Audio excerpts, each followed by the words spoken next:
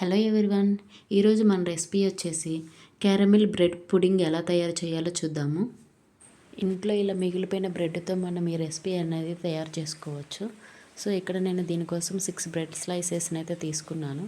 ఈ విధంగా ముక్కలుగా కట్ చేసుకుని ఒక మిక్సీ జార్లోకి యాడ్ చేయాలి.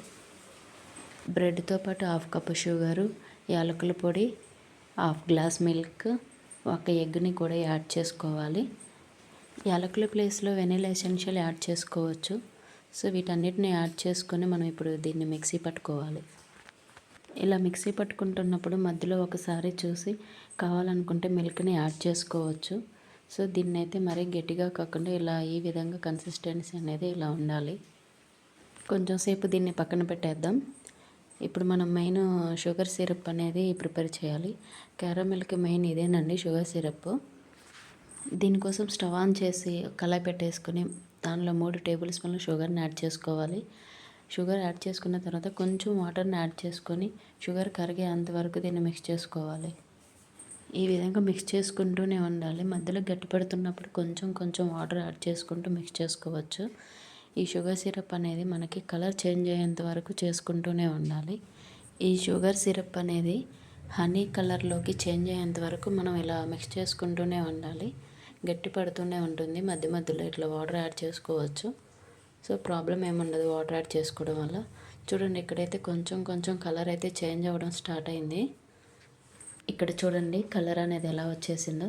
సో ఎట్లా ఉందంటే ఇది పాకంలాగా వచ్చేసింది. సో ఈ విధంగా వచ్చినప్పుడు మనం ఇప్పుడు దీన్ని స్టవ్ ఆఫ్ చేసుకోవాలి. ఇప్పుడు దీనికోసం మనం ఒక మందపాటి గిన్నె అయితే తీసుకోవాలి. స్టీల్ గిన్నె కానీ లేదంటే మీ దగ్గర బేక్ చేసుకునే బౌల్ ఏదైనా ఉంటే తీసుకోవచ్చు. బౌల్కి అడుగున కొద్దిగా నెయ్యిని అప్లై చేసేసి తర్వాత ఈ షుగర్ సిరప్ని దాంట్లోకి యాడ్ చేసుకోవాలి. ఇలా స్ప్రెడ్ చేసుకోవాలి. మొత్తము షుగర్ సిరప్ ఆ బౌల్ అంతా స్ప్రెడ్ అవ్వాలి.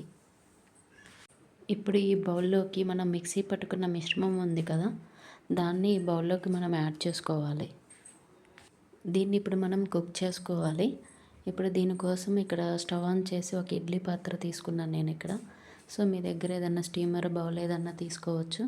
ఇడ్లీ పాత్రలో ఇట్లా ఒక గ్లాస్ వాటర్ని యాడ్ చేసుకొని ఏదైనా స్టాండ్ కానీ లేదా ఒక బౌల్ని కానీ పెట్టేసుకొని దానిపైన మనం ఇప్పుడు ఈ బౌల్ని పెట్టుకొని మూత పెట్టేసుకొని కుక్ చేసుకోవాలి.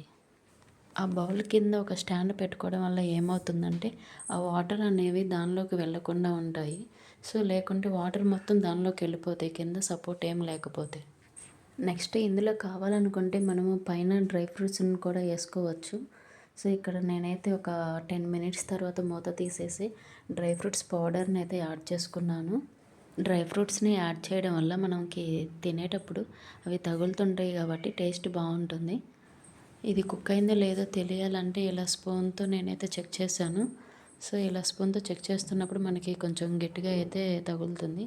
సో మ్యాక్స్ అయితే కుక్ అయిపోయింది. ఇది నాకు టైం అయితే ఒక 1/2 అవర్ అయితే పట్టింది కుక్ అవ్వడానికి. ఇప్పుడు ఆ బౌల్ని పక్కకు తీసేసి మనం నైఫ్తో ఇలా సైడ్లు అనేది కట్ చేసుకుంటూ వెళ్ళాలి. సో ఇలా కట్ చేయడం వల్ల ఏంటంటే కింద ఏమన్నా అంటుకుపోయినా కానీ వస్తుందని. సో మ్యాక్స్ అయితే అంటుకుపోదు, ఎందుకంటే కింద ఆల్రెడీ నెయ్యిని అయితే అప్లై చేసాం కాబట్టి వచ్చేస్తుంది ఆటోమేటిక్గా.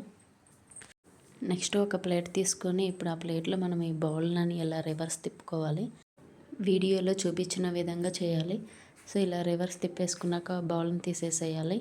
చూడండి ఈ క్యారమిల్ బ్రెడ్ అనేది ఎలా వచ్చేసిందో చూస్తుంటేనే నోరు ఊరిపోతుంది కదా. ఇప్పుడు దీన్ని ఇలా ముక్కలుగా కట్ చేసుకొని తినేసేయచ్చు, లేదంటే ఫ్రిడ్జ్లో పెట్టేసుకొని చల్లగా ఉన్నప్పుడు కూడా తినేసేయచ్చు.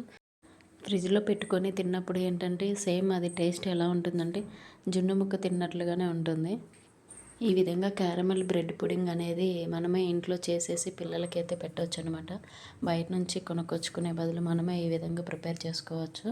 సో పిల్లలైతే దీన్ని చాలా ఇష్టంగా తింటారు. సో ఇదండి ఇవాళ వీడియో వచ్చేసి.